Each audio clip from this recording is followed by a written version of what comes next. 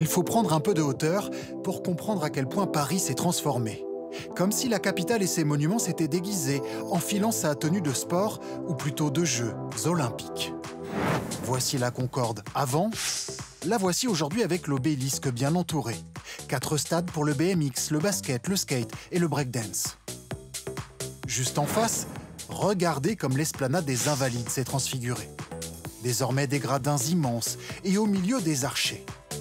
Les heureux détenteurs de billets vivront un moment aussi historique que le décor de ces arènes. C'est la seule fois dans ma vie où je vais pouvoir participer en tant que spectateur au JO, donc ouais, j'ai hâte de voir ça. Moi j'attends ça depuis un moment, donc on va y participer. Jamais une ville ne s'était autant appuyée sur son architecture pour accueillir les JO. Le pont Alexandre III, qui voyait passer les voitures, remporte aujourd'hui le prix de la plus belle tribune pour le triathlon. Un décor qui laisse pantois ces 2 touristes australiens et leurs valises.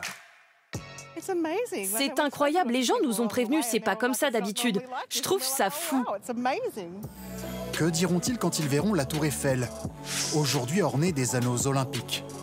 Au pied de la Dame de Fer, le Champ de Mars a laissé place au sable du beach volley et à son arène. Tout Paris s'est en fait maquillé. Les rues, les places se sont colorées, les marches aussi à Montmartre, sous le Sacré-Cœur. Plus loin, à Versailles, au fond des jardins du château, des tribunes sont aussi sorties de terre.